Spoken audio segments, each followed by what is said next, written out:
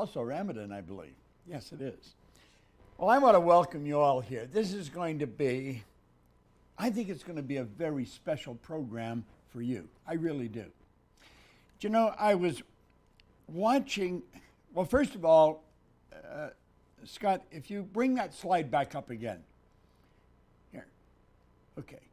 Now that goes back 59 years that I started this. Let it go then, Scott. Okay. Now, I was watching a video yesterday that I received from a very good friend of mine, Liz Edlick, down in the Bahamas. And she wanted to introduce me to a friend of hers, Coach Morley.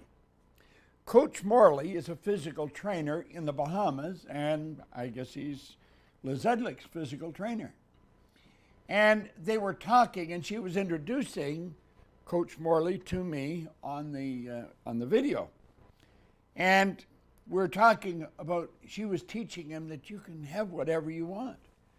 In fact, I had made a coach program with Liz one time that says the power to have whatever you want. And you do have the power to have whatever you want.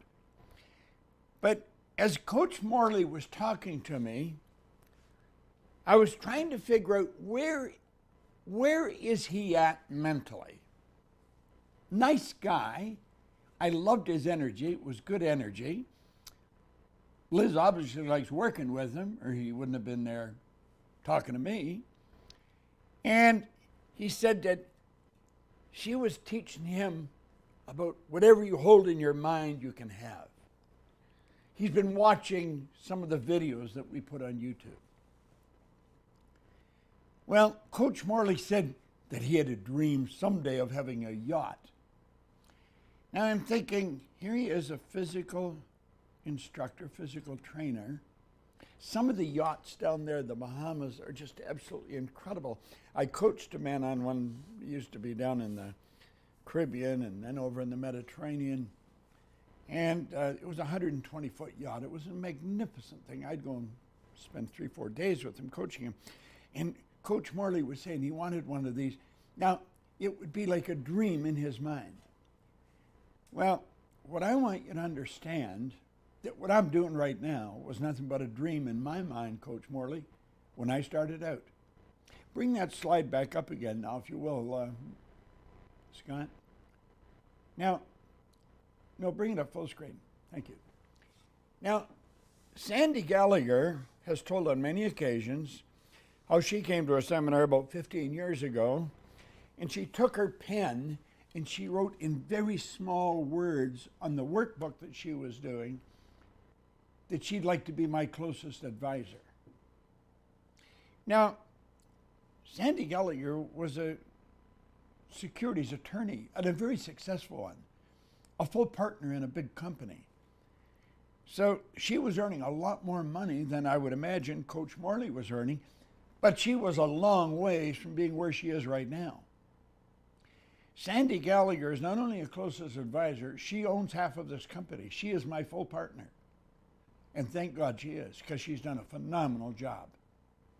Okay, going back now. Scott, and what we're talking about now is you having whatever you dream about. But you've got to see yourself with it. You see, we're going to be working here today on the mental image of yourself. The mental image of yourself. Now, this goes a little further. It's the mental image that you have of yourself. Okay? The mental image that you have of yourself. Now, I'm going to come over here and work, but I want you to think. I want you to really begin thinking. Because you see, you're capable of having, doing, or being whatever you want. There is no limits to what you're capable of doing or being. Absolutely none. Now, take this now full screen, if you will, Scott. What we're really talking about here now is your life. And so far as we know, we get one bite at the apple. So start thinking about your life. Coach Morley wants a yacht. Probably in the Bahamas, since that's where he is and that's where he's from. Well, what we want to talk about possibly is lifestyle. your lifestyle. Or we may want to switch gears. It may be about your contribution. Your contribution is going to determine what kind of a lifestyle you have, very likely. We want to talk about how you spend your days. How you spend your days. You see, your life, it's all dependent on how we see ourselves, our self-image. Thanks, God. Now, I think what we want, everyone wants, is freedom. That's what you want. That's what I want. And what we really want is time and money freedom. We want time and money freedom. You see, if we have the time, we don't have any money, we're going to be sort of stuck. There's a lot of people right now have time, but they haven't got any money. There's a lot of people have a lot of money, but they don't have the time. We want to have both. We want to have the time to do the things we want to do, live the way we want to live, but we also want to have the money. Now, if we'll take this up full screen for a second, Scott, because there's 3 essential questions here that are very important that we're going to cover, and then we're going to open it up for some questions and answers. The first one is, how does self-image impact my life? I want you to ask yourself that question. How does self-image impact my life? Now, the second question is, how's the self-image formed? I mean, where did it come from? How was it formed? And the third one, how is the self-image changed? And that's exactly what I want to talk to you about. Because you see, I had to change my self-image. I want you to look at this for a moment, and I want you to think. You see me here in my studio.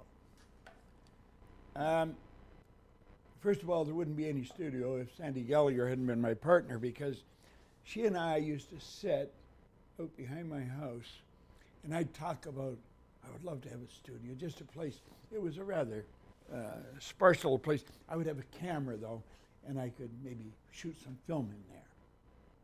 What we've really got here right now is a television station. We can broadcast all over the world, multiple cameras. Absolutely incredible. And I said, let's do it. And I realized she was serious as I was right behind her. I said, yeah, let's do it. Now, I wanted to take you back to the results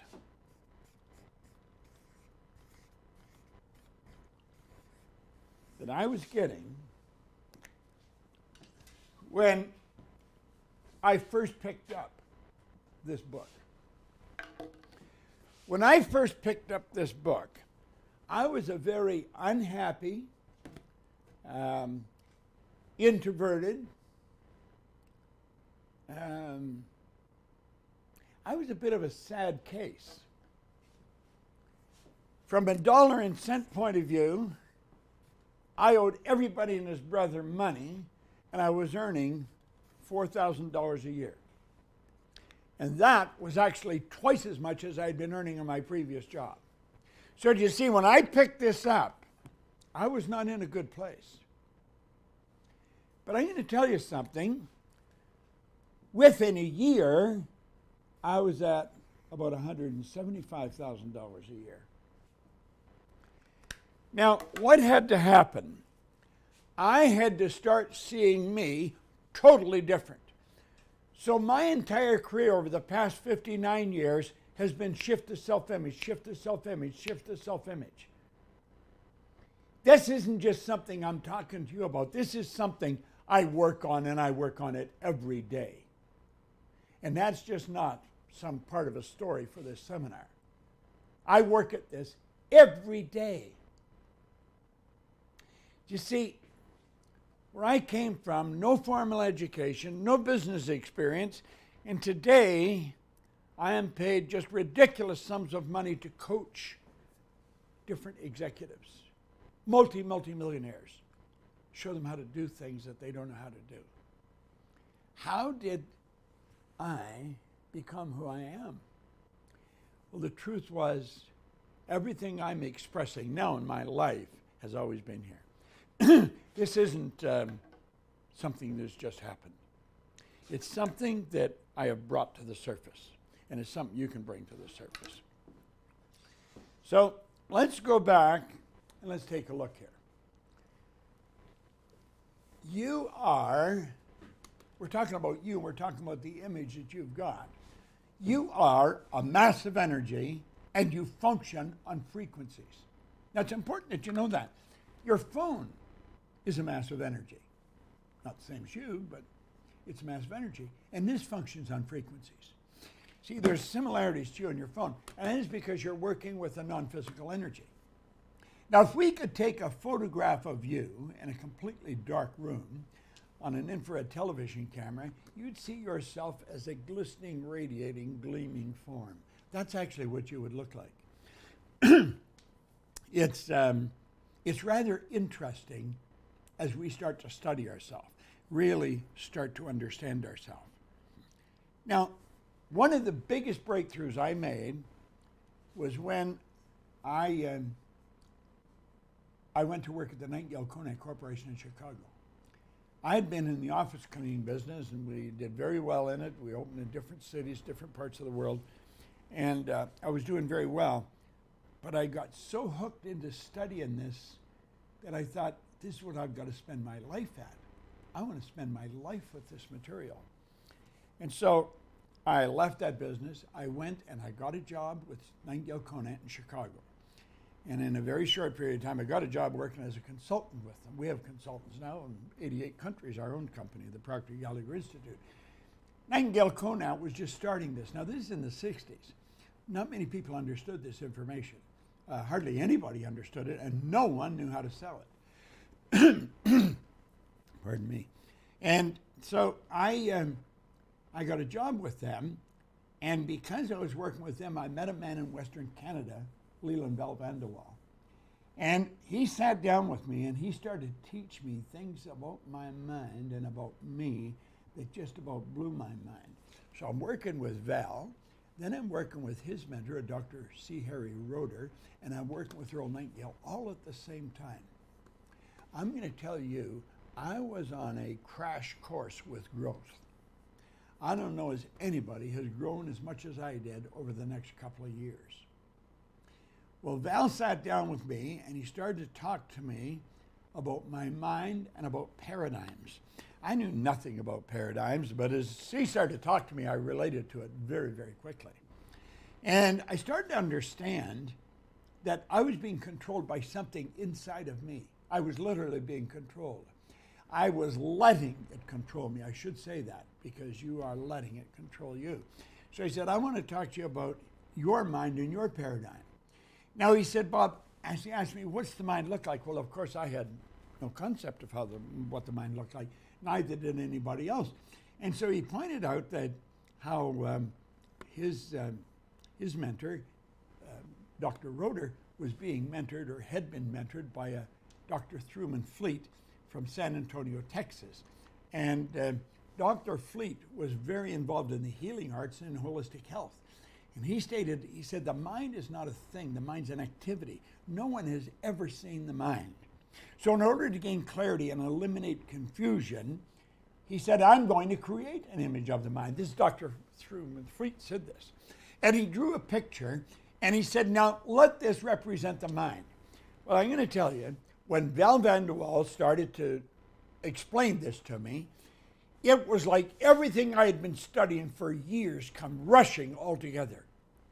And what was happening, I was creating an awareness and understanding in my mind.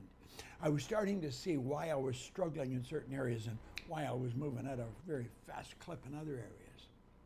Now he said, I want you to let that big circle represent your mind and the small circle to represent your body. Now he said, personally, Bob, how I use it, I let the big circle represent my head. So I'm going to say my mind is in my head. Now, that's not the way it is. Your mind is in your fingernail as much as is it in your brain. And he said the body is the instrument of the mind. So when you're imaging things about the mind, I would do it that way if I were you because it works well for me. Now, that's what he taught me. Now, he said the mind is divided into two parts, and he said we call the top part the conscious mind and the bottom the subconscious mind. Now, you may say, well, Bob, I've heard you explain this before, but you haven't heard me explain it as often as I've heard me explain it. Now, why am I saying that? You cannot hear this too often. It's the repetition of this information that's going to alter your self-image, and it's your self-image that's going to manifest in results. That's what's really going to change your life. Now, the body is the instrument of the mind. I have mentioned on every seminar that I ever conduct, this is one of the most valuable ideas that I have ever learned, bar none. Absolutely, no question about it. So now, let's take this and stop and think about how it works. Here we are here, and we'll say the conscious mind is the thinking mind. It's also called the educated mind. It's where the intellect is resident. Now, the subconscious is totally different. The subconscious is your emotional mind. It operates quite different from the conscious mind. See, because you can think, that gives you the ability to choose. You can choose whatever you want to think. You know, many people have taught this down through the ages. In fact, the one point they have all agreed on, every great leader that has ever lived, they've all agreed in the fact that we become what we think about, and we've got the ability to choose. Viktor Frankl was an attorney from Vienna, a Jewish attorney, and he was taken prisoner during the Second World War. I don't suppose anyone was treated with less respect and probably in a worse way than a Jew in a concentration camp during the Second World War. And while he was in there, he said he realized, regardless of the intellectual or physical abuse he was subjected to, no one could cause him to think something he didn't want to think. So we have the ability to choose. That gives us the ability to accept or reject everything we hear. You can accept or reject everything I'm telling you. Now, you may treat this as this sidebars or the notes that we would keep on this, but this isn't really the big part. No, that is the big part. That is really the big part. You see, you can reject the image that you're holding of you now and build the image you want. Let me explain for a moment. I was standing in the back of the ballroom in the O'Hare Hyatt Hotel way back in the 60s. I had studied quite a bit of this. I was the vice president of sales for Nightingale Conant Corporation. I had the strongest desire to get up on the stage and teach it. But I was shy. I was very quiet, very withdrawn. I work one-on-one with people, but don't put me on a stage. And I was watching Bill Gove, who was considered the Frank Sinatra of public speakers at the time. The guy was phenomenal. I was watching him speak to this audience. And I was thinking, oh, if I could only do that. And then a record started to play in my head. It was a recording that I had listened to thousands of times by Earl Nightingale. And he said, now right here we come to a rather strange fact. We tend to minimize the things we can do, the goals we can reach. And for some equally strange reason, we think other people can do things that we cannot. You see, morally, you can have the yacht just the same as somebody else can have the yacht. Well, Bob became aware as he was watching Bill Gove, that record started to play in my head. I had listened to that record thousands of times. Thousands of times. But I never really understood what he meant. What he meant was if I could see Bill Gove doing something, I was quite capable of doing it. And I made up my mind, sitting in the back of the room at the O'Hare Hyatt, I would not only get Bill Gove, I would learn how to do what he was doing. I was going to get him to teach me. Now that was a thought that a quiet, shy person had in the back of a ballroom at the O'Hare Hyatt. That's an idea I chose and I accepted. And that was an idea that stuck in my mind. And today, I'm doing what Bill Gove did. In fact, I think we're doing it on quite a bit larger scale than Bill Gove did it. But you see, he was the model. When you see anyone do anything, if you see anyone that has anything, understand this, you too can do it. But you've got to get the image in your mind that you can do it. Now, all this stuff about the conscious mind, it's all there. We just talked about it. You can think, you can accept or reject. That's information coming from your outside world into your conscious mind. Your subconscious operates quite different. It must accept everything you give to it. It has absolutely no ability to reject, and really understand this. Your subconscious mind cannot differentiate what you imagine and what's real. Your imagination can play a huge role in your life from this point on. Absolutely huge. It really can. So now, how did this all start? Well, let's look at us here now. This is you, right here, right now. And there's information flying into your consciousness today. I'm giving it to you. It's coming in from radios, from other people, from television, newspapers. And you have the ability to reason. That's one of your higher faculties. In other words, you can think about what I'm saying. Now, you also have a lot of information coming at you through your television, on newspapers, that is very, very negative information. Is it real? Yes, it's real. It's real. It's very real. It's also very negative. You see, you have the ability to accept or reject that. Now, does that mean you deny it? No, you don't deny it. It's there. It's real. It's just that you choose not to think that. But we don't do that. See, we've got the ability to think whatever we want, but we leave our mind wide open and let that information dump right into our subconscious mind. And that is because we have a paradigm. The paradigm is a program that controls how we're utilizing our life, how we're utilizing our mind. Now, you may want to watch this over and over and over a number of times. I would imagine it's going to be posted somewhere after you watch it today and wherever it's posted. Mikey, maybe you could let them know. Is this posted on YouTube? I'm not sure. But at any rate. It'll stay at the link, on YouTube and Facebook. Okay. YouTube and Facebook. You can go back. I'm suggesting this based on information that I've been using now for 59 years. Watch it as often as you can. You cannot hear this too often. Now, why would we do this? Well, we would have to go back and take a look at when we were children, because this is also where your self-image was formed. So here you are here as a child. This is you as an infant. Everything that's going on around you is being dumped right into your subconscious mind. Now, what did we say about the subconscious mind? We said it had no ability to reject. It had to accept whatever was plugged into it.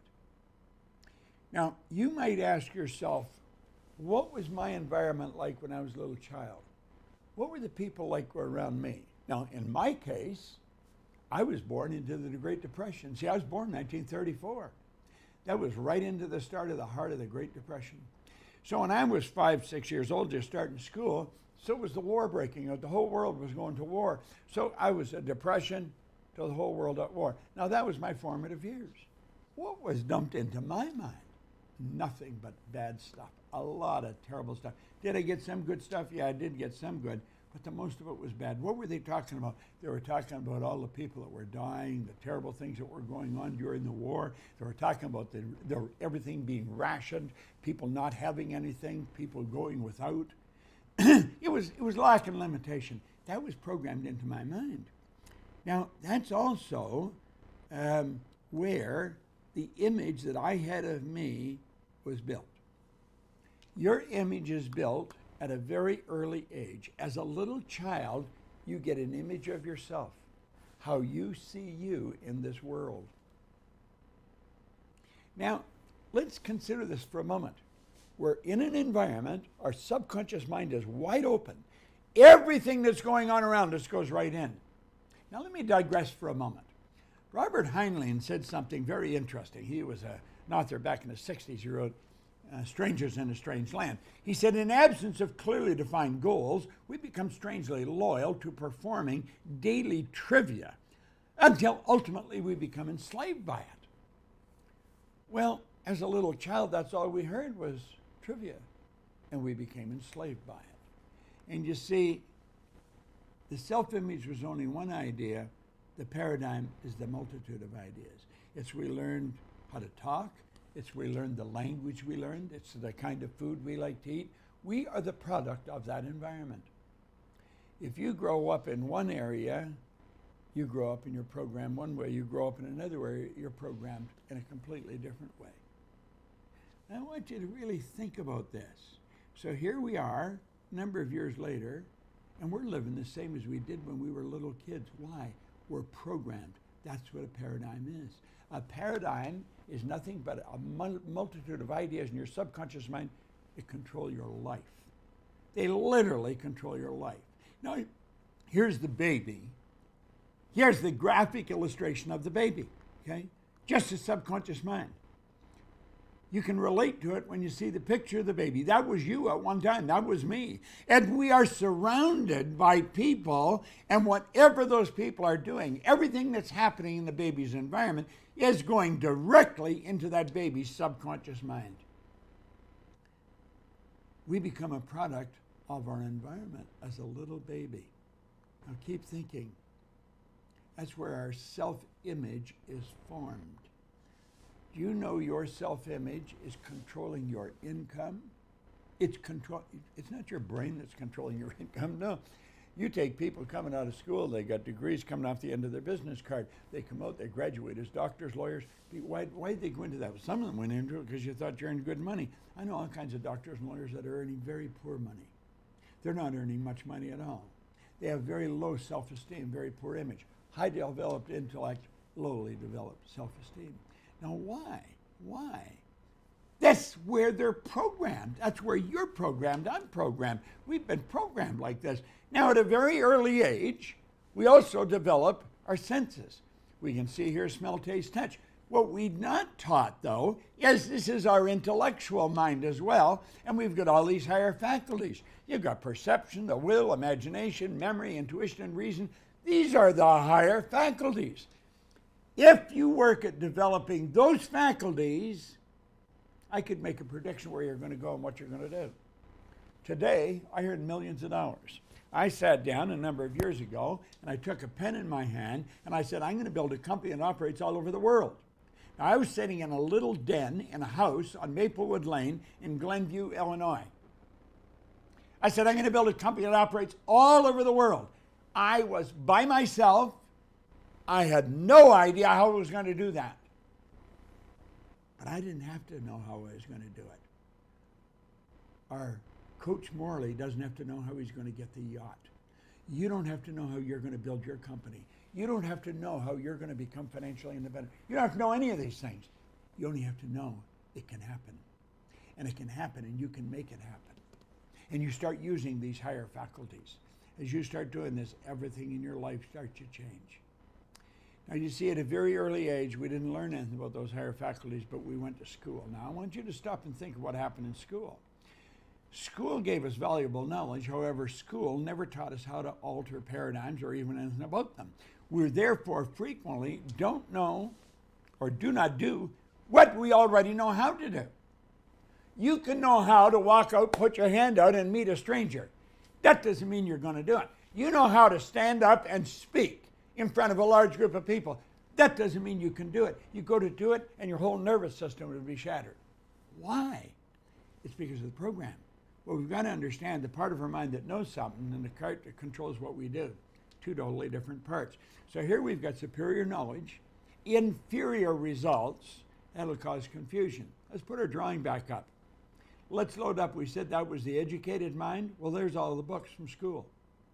Everything. So you can listen to what I'm saying, you can gather this information, and then not do it. It won't do you any good. There's all kinds of people have sat through these seminars, gathered all the information, and gone right back into their old way of life.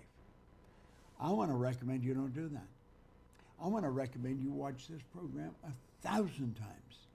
It's repetition that'll do it. You see, there's a person with very poor results, and yet they've got tremendous amount of knowledge. They've got degrees coming right off the end of their business card. But you would never know it by the results they're getting. You see, it's the paradigm that controls the results. You have a paradigm, you have a program, and part of it is your self-image in your subconscious mind that's controlling your life. If you want to change your results, you're going to change that paradigm. You got to change the self-image. You got to build a new paradigm. Now that is what I want to start talking to you about. But let's understand what the paradigm is. It's a mental program that has almost exclusive control over your habitual behavior. And almost all of your behavior is habitual. Almost all of it. Now let's look at this for a moment. Cybernetics and paradigm, they're both, put this on full screen please, Scott. Cybernetics and paradigms are both control systems that operate essentially on the same principle. Both maintain a definite course of action, will not deviate from that course that has been established. You must alter the paradigm if you desire to achieve the improved results. Both companies and individuals have operating paradigms. Okay? Now come back here again. I want you to look at this. In fact, go full screen with this, Scott. I'm going to come up here. Okay? I want you to really pay attention here. There is a thermostat. A thermostat operates on a cybernetic system. And you set the thermostat to control the temperature of the room at, let's say, 70 degrees. Now, I was born and raised in the north, so that would be a normal temperature for somebody to set the room temperature at. And let's suppose you're sitting in the room and you're quite comfortable, but all of a sudden you feel the room is getting cold. You get up and you go to take a look at the thermometer and you see the temperature has dropped. From the 70 degrees, it's dropped, it's gone down to 65 degrees. Yet you look around and you're trying to figure out what's wrong, and you notice somebody's left the front door open and the cold air is blowing in. You close the door and everything starts to change automatically. How does it change automatically? Well, the cybernetic mechanism in the thermostat measures the deviation from the set goal. It sends a signal to the furnace for the fire to turn on, the fan to turn on, and it starts to blow hot air into the room. Until such time as the temperature in that room gets back up to 70 degrees. When the room hits 70 degrees, the fire's automatically turned off and the fan's automatically turned off. That's how a cybernetic mechanism operates. It all happens automatically. Understand this. Your self-image operates on a cybernetic mechanism. Now let's look at it from another point of view. There's an airplane. The airplane is going to leave Los Angeles, let's say, and it's going to go to, I don't know, leave New York, go to Paris or something. A flight pattern's programmed into the plane's computer. When the plane goes off course, the cybernetic system measures the deviation from the set goal and corrects the pattern. So here it is here. There it is. It's leaving Chicago and it's going to go to Paris. So it goes along and it'll hit some turbulence. And that turbulence will knock the plane off course.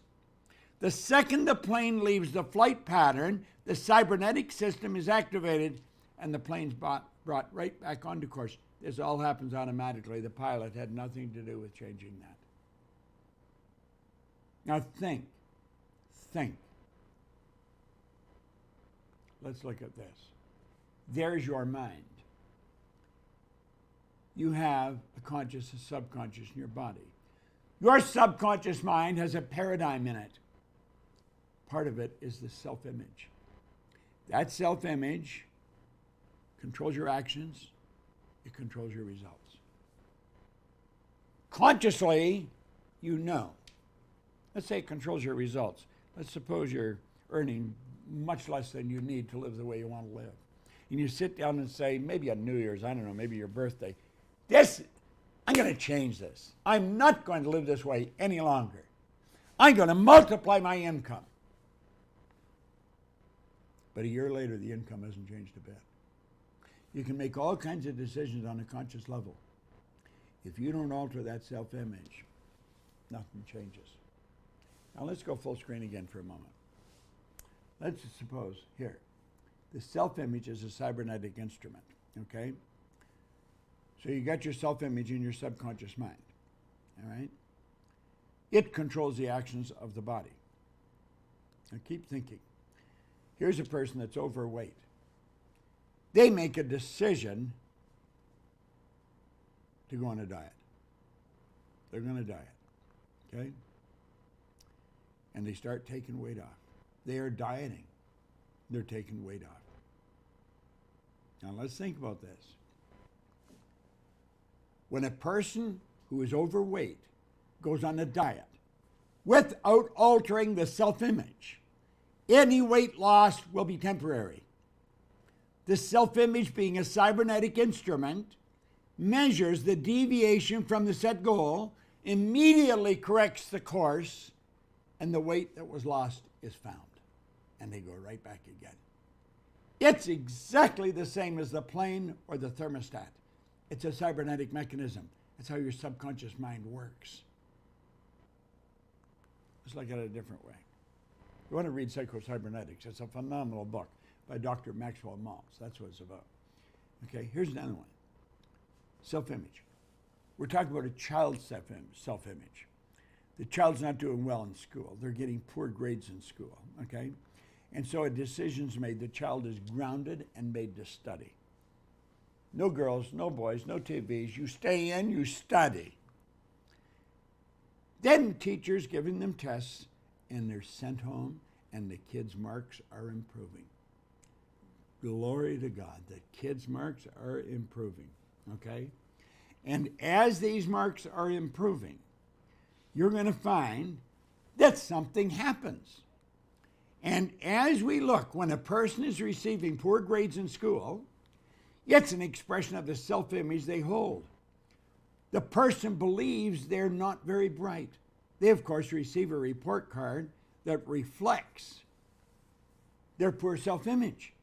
The parent makes the child give up recreational activities, study. The grades improve. But the improvement is temporary. The child has never changed their self-image. And what happens? They come right back, and they're right back on course again. You see, this is you here now. You've got senses. Now really listen. You've got what I've just given you. That's background stuff. That's background stuff. There you are. You can look at your outside world. You have a paradigm. And that paradigm is the self-image. It's really the self-image. That's really what it is. That paradigm controls the vibration you're in, which controls your behavior and controls your results. Now, your conscious mind, you have an imagination.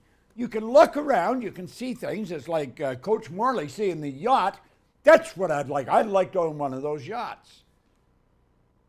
Where they see somebody, God, I wished I looked like her. Then I'm going to lose weight, or I'm going to build a fortune. I'm going to build a company. And so you see, this happens. They build a beautiful image with their imagination. That image must be impressed upon the subconscious mind. It's got to be impressed over and over and over again, or it will not take root in the subconscious mind. It takes a lot of programming, You've got to keep in programming. You just got to keep doing it and doing it and doing it, or it's not going to happen. Now, let's think for a moment. Buckminster Fuller said something really interesting.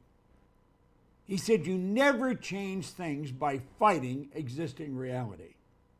To change something, you've got to build a new model that makes the existing model obsolete. Coach Morley has got to see himself so successful that he can go out and buy his own yacht. There's no reason why Coach Morley can't have a yacht. There's no reason why Bob Proctor cannot build a company that operates all over the world. And you want to know something? I didn't spend any time thinking of why I couldn't. All I did was keep studying these books that told me how I could. You got to grow. You want to grow? You want to own the yacht, Coach Morley? Do you want to multiply your income? Then you got to change. You got to change.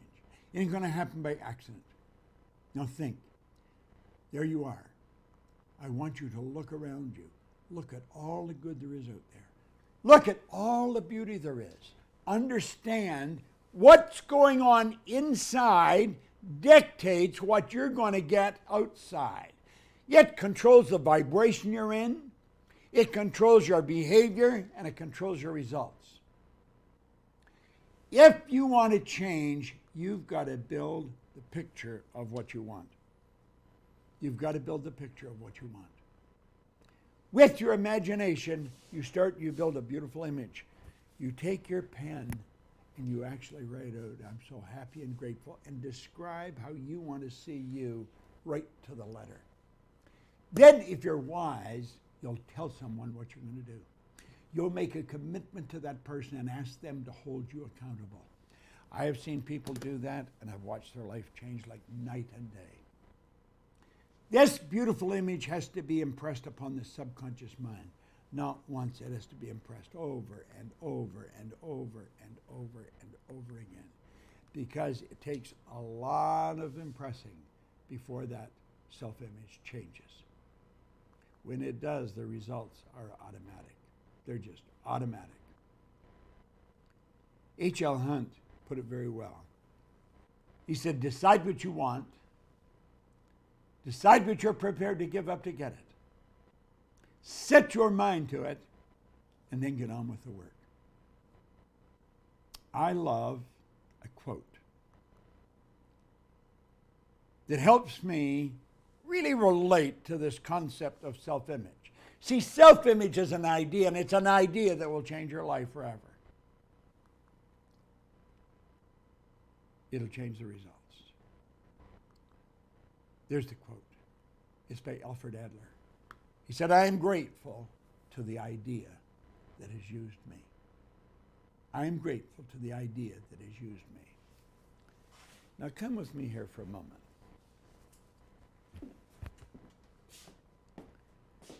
For me to go from 4,000 to 175 and then to millions did not happen by accident. I want you to let this represent you. Now, take a look at the results you're getting right now. Understand those results are the expression of a paradigm, an idea here in your subconscious mind.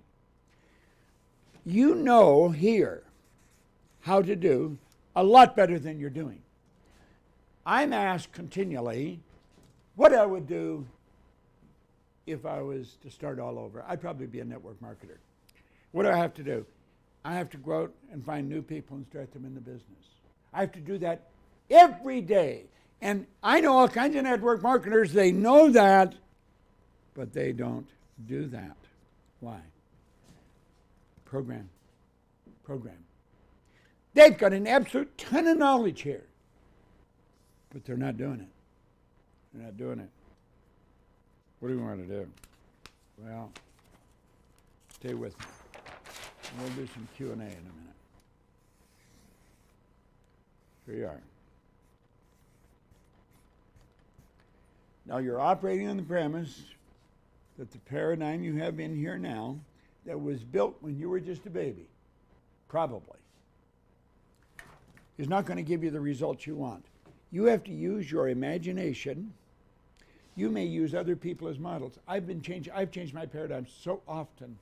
And you build a model, you build a picture here of how you want to see yourself. Now let me explain. When I first started to study this, I knew nothing, absolutely nothing. When I first picked up this book, I was a lost soul. If you could think of a bad example, I would have fit that example. In almost every aspect of my life. I wasn't a nice person. I had the ability to be a nice, but I was not a nice person. I wasn't a nice person because my image was so shattered, so screwed up, it wouldn't permit me to do many of the things I wanted to do. It's rather sad, but that's the way it was. And I remember when I started to sell, I had one suit. It was a heavy wool tweed suit. That thing, and it was a hot summer, and that thing used to scratch my legs. I had to press it every night.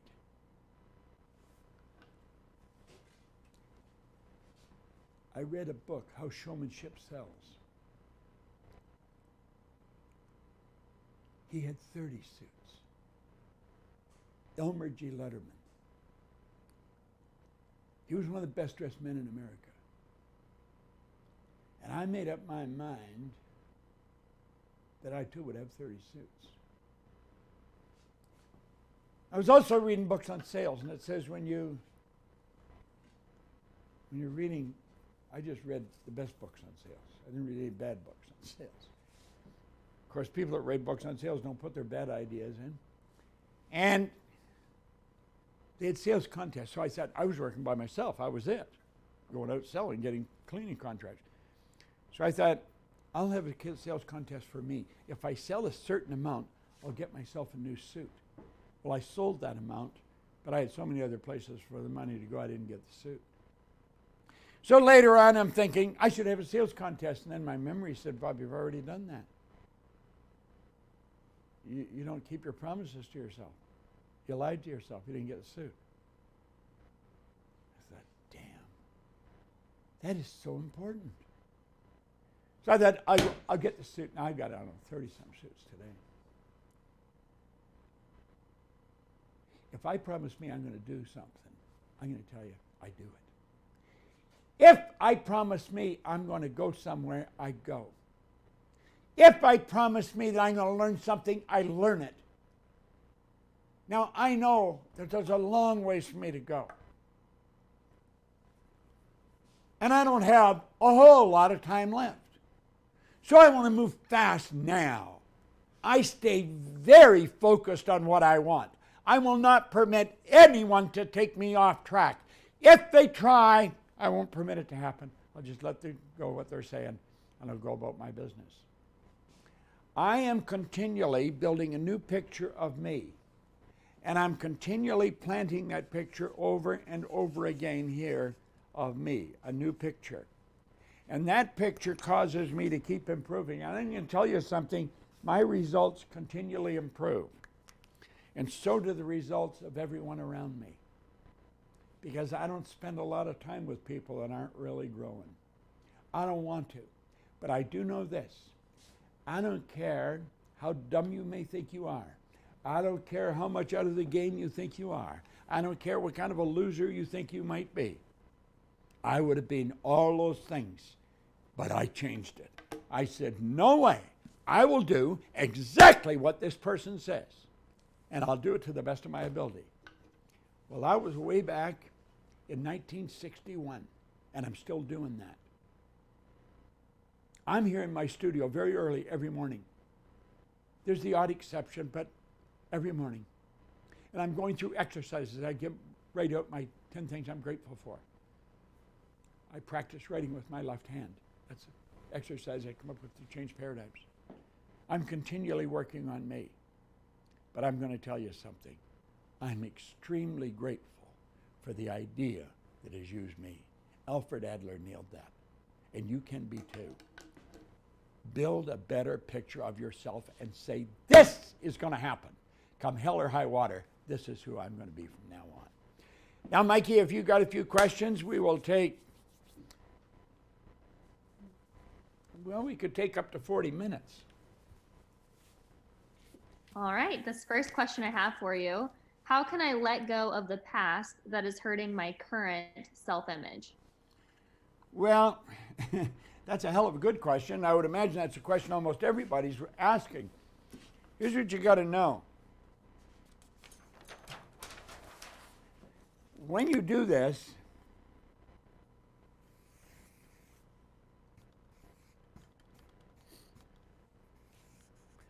the paradigm are a multitude of ideas. They're a multitude of habits, actually. They're habits. A habit is an idea that you act on without any thought. So if you consciously observe, just consciously observe your own behavior, you'll see the results you're getting and you'll know why you're getting, because this is the way I do things. There's a pattern. Make up your mind, you're going to change the image, so you write out a picture, take and write it out, make a written description of a new image of yourself. You're the weight you want to be, you're the wealth you want, you're the kind of person you want, everything. You write it out in detail. And then you keep reading that, you keep reading that. Now, you got to read that 10,000, 100,000 times, I don't know how often. But every time you read that, you've got to get emotionally involved in it. You've got to be emotional about it. There's a great book, The Art of Acting by Stella Adler. I recommend everybody get it. We have friends. Jamie's an actress in L.A. She comes out to our seminars, and I keep telling people, go talk to her, because she's a great actress. Well, you become a great actress. You get a script, you read it, and then you live that part. Well, that's what we're doing. We write our own script in our new self-image, and then we're going to live that part. Now, you've got to do this over and over and over a number of times, and there's going to be disappointments, and you're not going to do it because the paradigm's so damn strong, and you've got to keep doing it. But you've got to get emotionally involved. Every time you read it, you've got to be emotionally involved. You've got to see yourself as that person. And then start working on 1 or 2 habits at a time. I get up early. Every day I study. I study the same stuff over and over and over again. So I don't know, as you let this go, I think what you do is you grow this. You grow this. You get emotionally involved in this new image. You plant that in your heart of hearts. This is the heart here, not the physical pump in your chest. The heart of hearts is the part Solomon talked about. As a person thinketh in their heart, so are they. Okay? So you keep doing this, and you keep doing this, and as you do this and keep doing it, over a period of time, this starts to grow and starts to become strong, and this starts to die for a lack of nourishment. So I don't know, as you really let the old one go, I think you overpower it with the new one, and the old one dies for a lack of nourishment.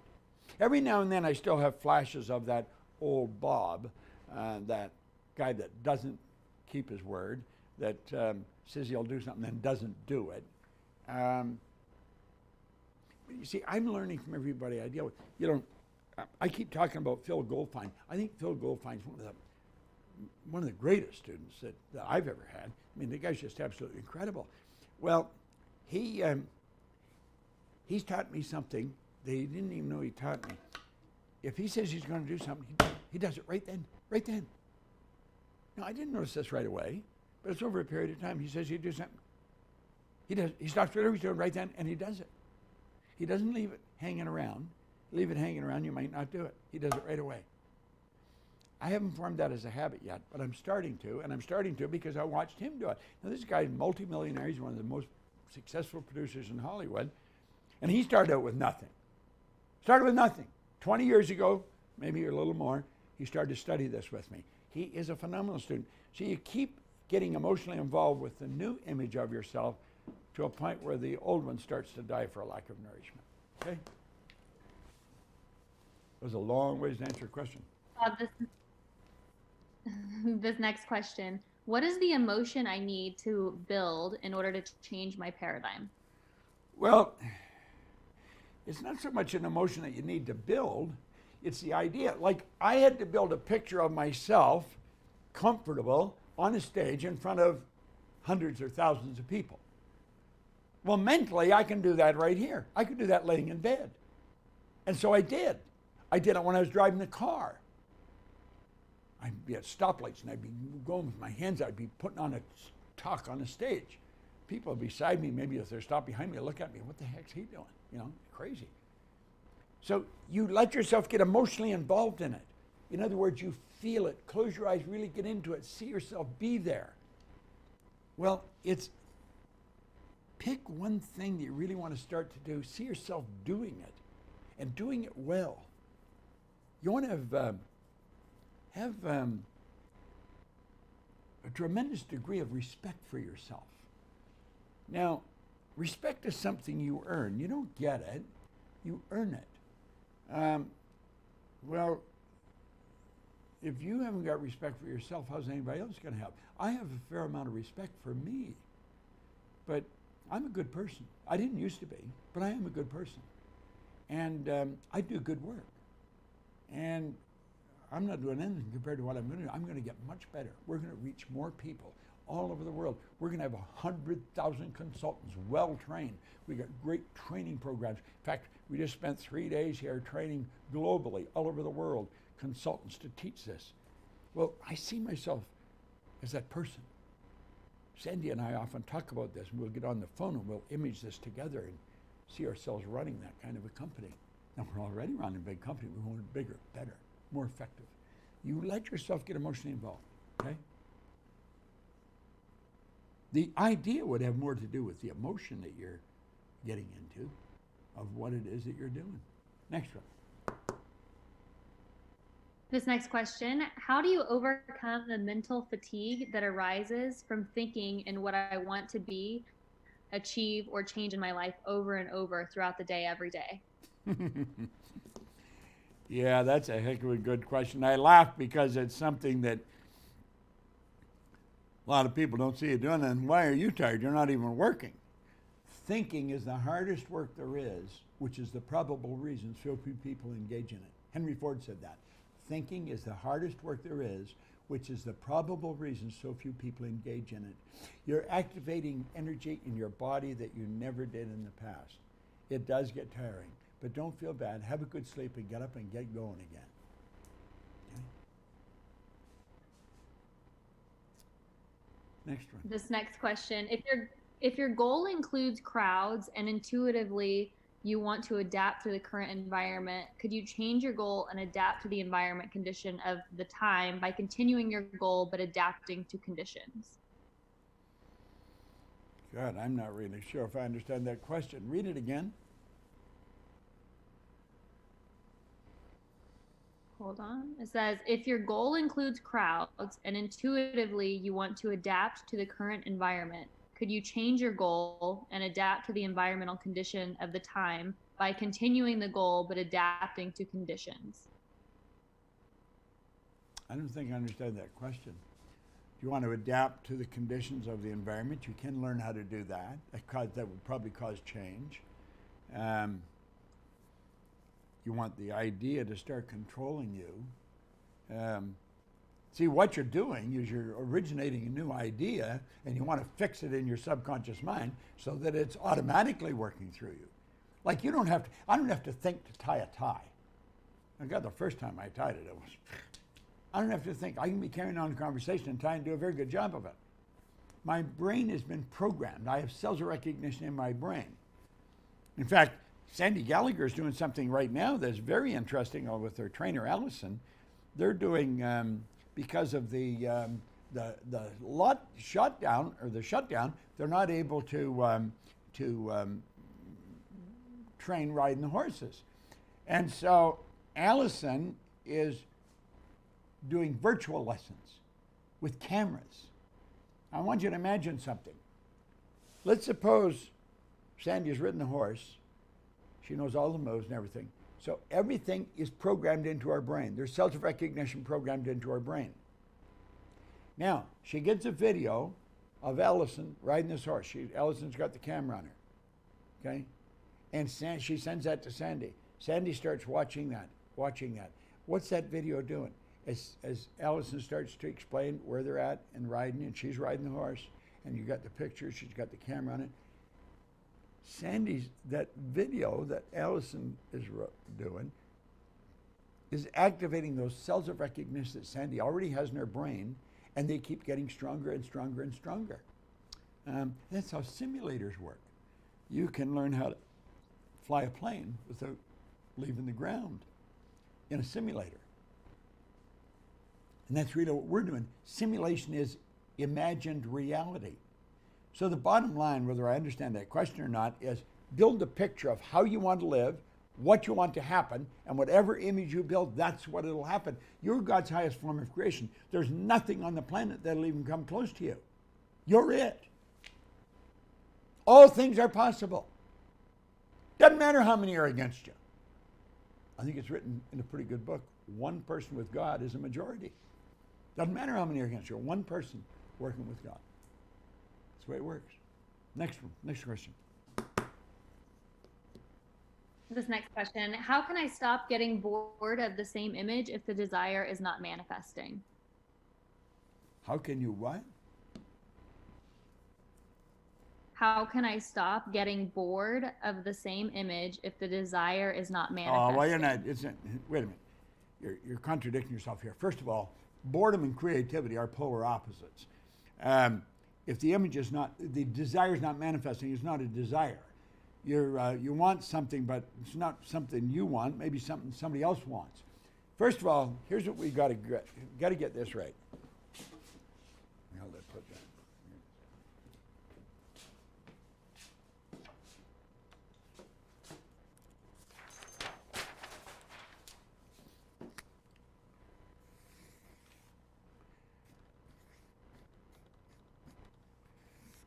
You've got to go after something you seriously want. Not something I want you to want, not something your wife wants you to want, or your husband wants you to want, or your parent wants you to want, or your trainer wants you to want. You got to really want it. That's the prerequisite. The only prerequisite to set a goal, you got to really want it. Hillary really wanted to get to the top of Mount Everest. Nobody had ever done it. Nobody could believe that he could even do it, but he believed it. You've got to really want it. Don't have to know how to do it. You don't have to know where the money's coming from. You don't have to know how it's going to happen, but you've got to really want it. As you take that want and turn it over and plant it in your heart, that becomes a desire. Desire is the effort of the unexpressed possibility within, seeking expression without through your action. Desire automatically expresses itself. So if you're talking about boredom, it's not something you really want. It's probably something that's maybe prestigious or something other people think, boy, you did that, but you're not. You don't have a desire for it, and you don't really want it. The want comes first. The desire comes from planting it in your mind over and over and over again. The desire is the effort of the unexpressed possibility within, seeking expression without through your action. I have a desire to build this to a much bigger level. Sandy does. Everybody in our company does. That's why we all keep working at it. Never get bored. Boredom is the absence of a creative idea. You want to write that down. That's your problem.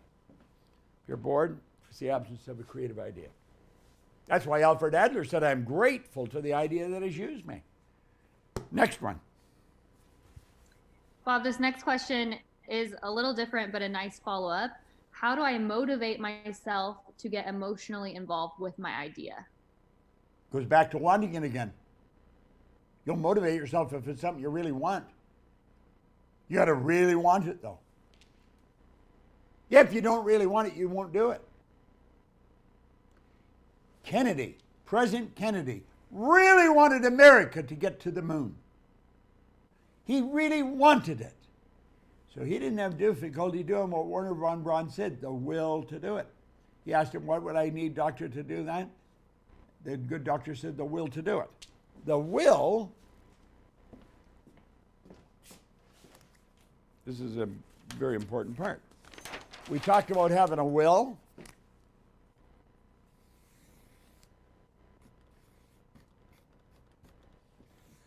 You have perception, the will, memory, imagination, intuition, and reason.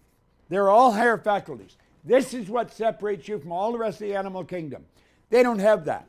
They can see, hear, smell, taste, and touch. They're sensory factors. All the animal kingdom have that. They don't have this. Only you have this. This is what separates you from all the rest of the animal kingdom.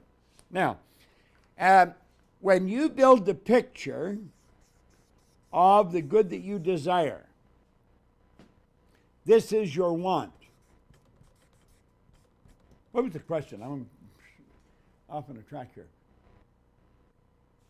How do I motivate myself to get emotionally involved with the idea? When you're going after what you really want, you don't have to motivate yourself. It's what you want. Become like the little child. They want it. They keep saying, Daddy, Mommy, I want this. I want it. I want it. I want it. You can't discourage the kid. Well, when you really want it, you're going to continually get emotionally involved, and that is how the desire is formed. That desire then automatically moves you into action to produce the result. When you get a strong desire for something, you see, it's that desire that controls the vibration you're in. The vibration you're in dictates what you attract. If it's money you need, you'll attract it. When Hillary decided to go to the top at Mount Everest, he didn't know how to get there. Nobody had ever been there. But he knew he would attract whatever was required. Wernher von Braun knew when he told Kennedy, the only thing you need to build a rocket that will take you to the moon and bring it back safely to Earth is the will to do it. The will is the mental faculty that enables you to concentrate on the one idea, on the one. And that's how the desire is built. See, you're working with mental faculties that most people don't really understand.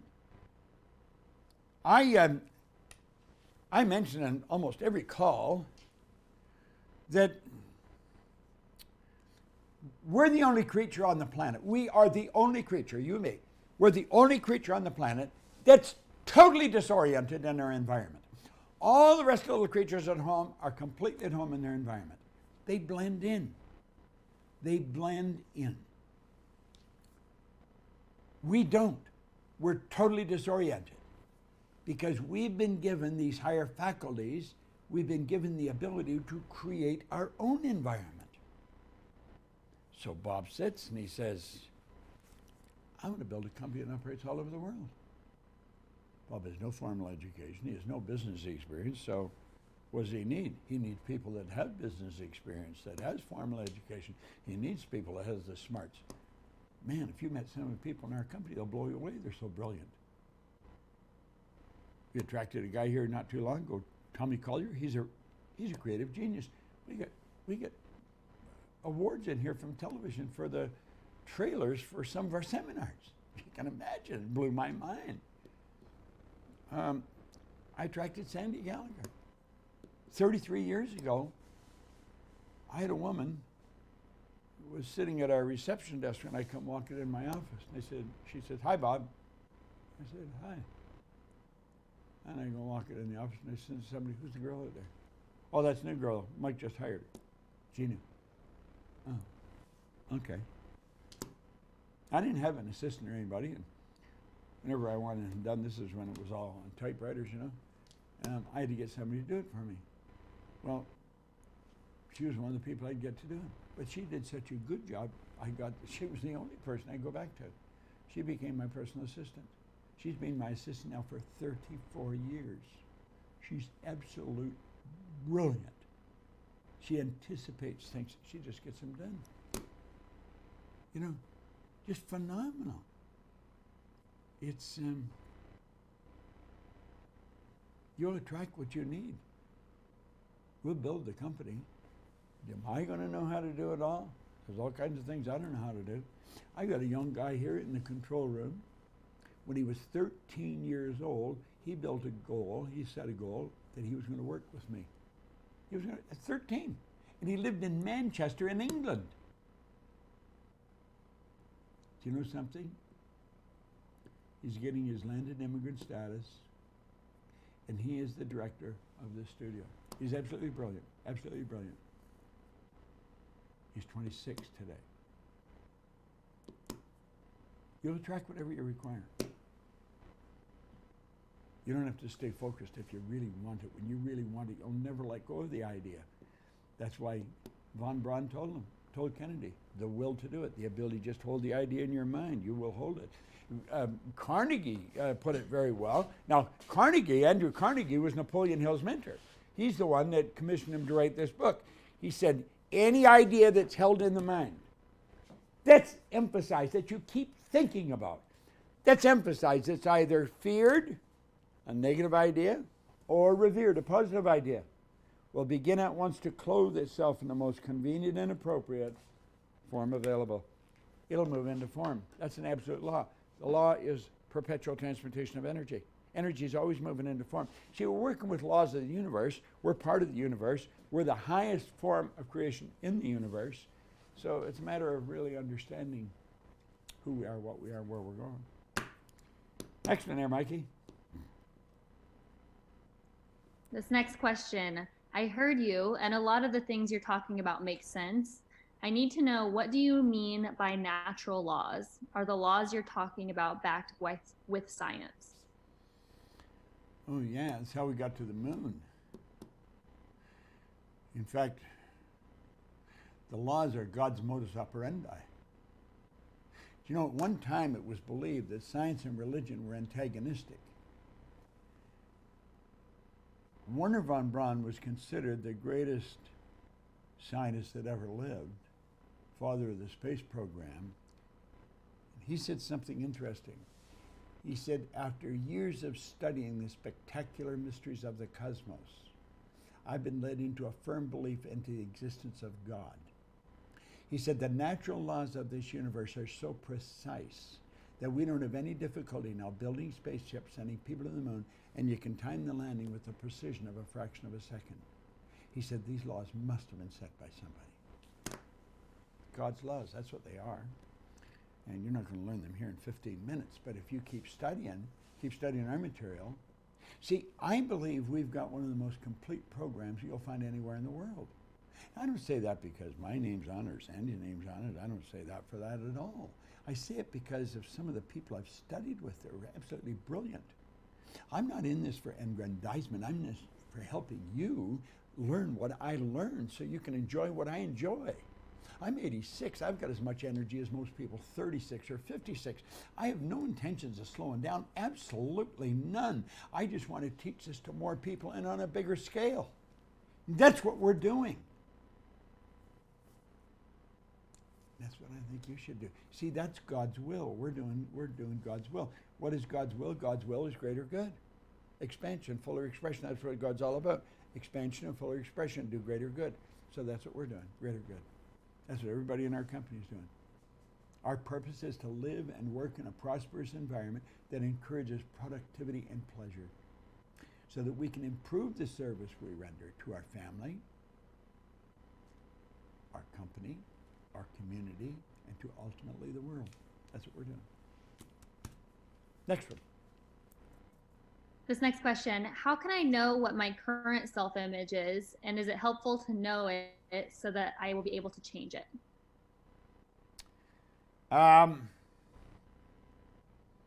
Is it help? You know, I was going to say it's essential, you know, it is not, but it is helpful.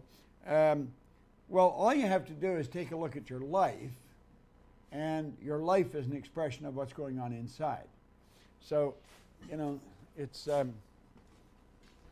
this is not rocket science. It really is not, and you don't have to get too articulate with it, but think of this.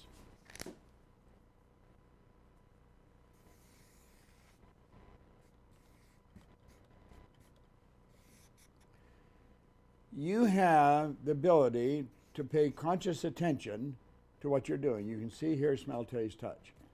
So that helps you deal with your outside world. So start paying attention to your own behavior. Are you doing the things you really want to do? Pay attention to your results. Are you getting the results you want to get?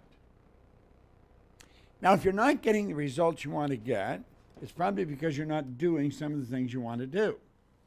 Well, here's what you want to grasp. You've got an image in here.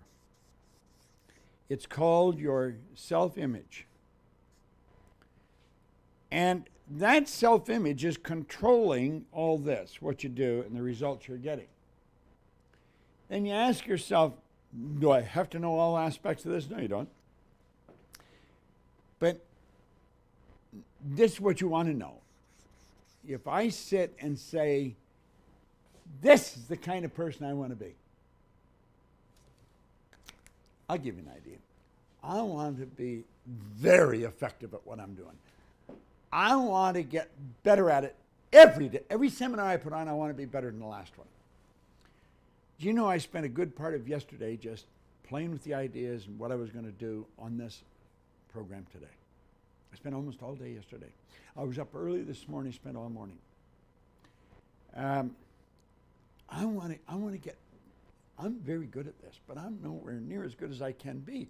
If we are God's highest form of creation, if all things are possible, then I can go out and walk across a pool. I could make myself weightless and walk on top of the water. I have not learned how to do that. Now, why do I say that? I say that just as an example. You can always get better at what you're doing. Now, I don't know what other people in our industry are doing. I really don't. I don't spend any time thinking about what other people in our business are doing. I know they're not doing what I'm doing because they're not me. And I want to get better at what I'm doing. Now, how do I do that? Well, I do it by checking the results we're getting. If we're getting more results, we're getting through to more people, then we got to be doing it better. If they're getting better results, we got to do it better. So I want to keep building an image of how to get better. Now, do you have to know your present one? No, you don't, but you can get a pretty good idea of what your present result is if you just take a look at what you're doing, how you treat people, how you permit people to treat you. Like, I won't permit people to not be nice to me. If they're not nice to me, they're not in my life very long, okay? And you take a look at the results you're getting. That's an expression of your self-image. And then you say, now, would I love to do things different? Do I want better results? Then build a picture of it here. You build the picture here. Then start to get emotionally involved with that picture. And you'll find pretty soon this will start to change, and so will this. That's the way it works. I would recommend everybody buy the book, Cybernetics. Cybernetics was written by Dr. Maxwell Maltz. It was written around 1960. It was one of the greatest psychological discoveries of his generation. Now, let me explain what happened. Maltz was a reconstructive surgeon, a plastic surgeon. And he would find he would maybe remove a very distasteful scar from a person's face. And and it was very successful. You couldn't even tell the scar was there after a while. So there would be a definite change in their physical appearance, but no change psychologically. Now, in another situation, they may remove a very distasteful scar. Not only was there a change in the person's physical, a tremendous change in their personal behavior, in their psychological self. They thought different of themselves. I talked to a young lady not long ago, had a little bump taken off her nose. And I said, do you feel different? Oh, she says, I feel so much better about myself. Well, that's what Maltz noticed. He said, sometimes there was a great change physically, no change mentally. Sometimes there was a great change physically, a great change mentally. That led him to postulate that we have an inner self-image. When we look in the mirror, we see the image coming back from the mind, from the mirror. That's a physical expression. That's a physical expression of ourselves. But we've got another image inside that nobody sees but us. They only see expressions of it. That's how we act, how we live, how we feel about ourselves, how we think. Okay? Next one. We got 9 minutes. This next question, how can we focus more on what is important than on what is urgent? Oh, well, you're talking about priorities here, and that's different for each individual person. You have to determine your own priority. You've got to create your own priorities. What's important? I think it's important that you move in the direction you want to move in your life. And you could be accepting somebody else's order of priority. That's not always a good way to live. You know, don't try and please somebody else, please you. Quit worrying about what other people think. It's what's important to you. Terry Whitaker wrote a book one time, Terry Cole Whitaker. She wrote a book called, and the title of the book is, What You Think of Me Is None of My Business. The title of the book would teach you a lot. Don't worry about what somebody else thinks. What's important to you? You create your own priorities. Like I've got certain things that I've got to get done in this company. There's certain things that I'm working on. There's clients that I serve them. It's very important that I do the best I can do for them. So I'm continually thinking, how can I improve my own performance? Okay, next one. How do oh wait, I already read that one, sorry. Self-image is also impacted by environment. How can I make mine better? Well, self-image to a large degree is impacted by your environment because, hold on a minute.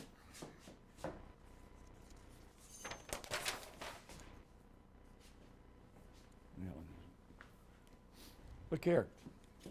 And we don't have time to get into this in any depth at all, but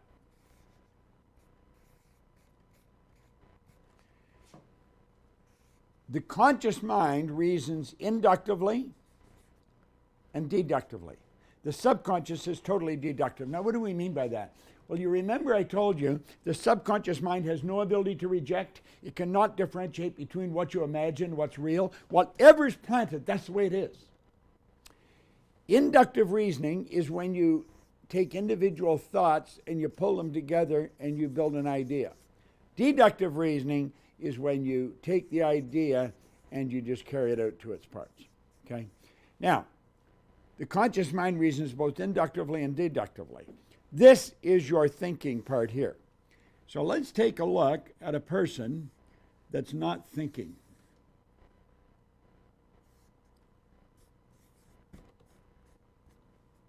That's the way that person would be. Whatever's going on in their outside world, this is shut down. This is not working. They're not thinking. Their subconscious mind is wide open. Their environment comes right in here. That's the way most people live in prison, like that. How do I know that? Because I spent a lot of time going into prisons. I used to go into a maximum security once a month for about 5 years, working with the people, getting to know them. And I've seen a lot of them really change and change dramatically, which is another story. But they're in that environment. All they're talking about is crime. There's no rehabilitation system. It's a penal system. They breed crime in those places. So whatever's going on goes right in here. That is the reason for the recidivism rate. It's up around 85 or 90%. When a person's leave prisons, they go back again. In fact, they're leaving. The guards will say, "You'll be back." And they say, "Don't hold your breath, screw." They come back. Why? They're programmed. You're a product of the environment. Take welfare recipients, almost third, fourth, fifth generation people on welfare recipients. It goes on for generation. Somebody's got to break it. Somebody has to start to think. Close this off. Don't just let anything go in there. Okay? Now that's another lesson all of its own, but certainly give you room for thoughts. You got another 4 minutes. What else you got there, Mikey? Let me mention, before we go any further, the lady that's on the call here with me is she's in Dallas, Texas. She is our Chief Operating Officer. She's also the Marketing Director of our company. And she's one of the nicest people in our company. She has an absolutely incredible attitude. Everybody talks about Mikey, they refer to her attitude. She's got a great attitude. And she started with us. She was a nanny for someone that came to do some work for us. She had no business experience, absolutely none. Now, she's the Chief Operating Officer. She's one of the senior people in our company. She's our Marketing Director. She has changed the image that she has of herself 100-fold. And so have a lot of other people, including me. Next question there, Mikey. And thank you for your help with that, Bob. You're quite welcome. This next question. How do I not let my self-image be affected by what other people think about me? Oh, you've got to say, wait a minute. Do I want to live the way I think they think I should live, or do I want to live the way I want to live? That is very important you get that straight. Absolutely refuse to do things just to please other people so that they'll be pleased with you. That's a bad trip at its very best. You live the way you want to live. Just make sure you do it well. Help as many people as you can. Give as much as you can. Givers gain. The more you give, the more you're going to receive. You don't have to worry about getting. I love the way Zig Ziglar, he was a great teacher. He said, you help enough people get what they want, they'll always give you what you want. That's the way it works. Go ahead, Mikey. This next question. I'm having a hard time looking for opportunities right now. How or what signs should I be looking for? You know, if you're having a hard time looking for opportunity, I know exactly what your problem is. You're trying to get something. Quit trying to get. Think of how you can help people. Where can you help people? And listen, you may not have any money, you may not have any talent. Forget that, you do have talent. Quit trying to get. Quit looking how to get. Most people think of opportunity as something you get. No, it's something you give. There's more opportunity right now. I know a company that's growing at such a rapid clip right now, it's staggering because they're trying to help people. Our company is growing right now because we're trying to help people. Sit down and say, what am I really good at? How can I help people with what I've got going for me? That's where the opportunity is. That's what Think and Grow Rich, Napoleon Hill's book is all about. Get Napoleon Hill's book, Think and Grow Rich. My goodness, I've been, look, I got elastic around this because it's falling apart. Look at, see? Pages are coming out here. There's a page I got to keep putting back in. Literally, the pages are falling out of the book. Literally. I've been reading this every day since October the 21st, 1961. Just keep going. Okay? Now, Pammy, or Mikey, and Scott, are you there? Hello, Scott. I'm here. And Mikey? Mikey, I want you to join with me, and you and I are going to sing happy birthday to my niece, who's 60 today. I remember when she was born. She was so fat as a baby, she couldn't open her eyes. And she had black hair. She looked like an Eskimo baby. Her hair was sticking all over the place. I remember going over to the hospital to see her, and I thought, God, what a little love. I just want to pick her up and hug her. And she's just as much a love today as she was then. So come on. Happy birthday to you. Happy birthday to you. Happy birthday, dear Pammy.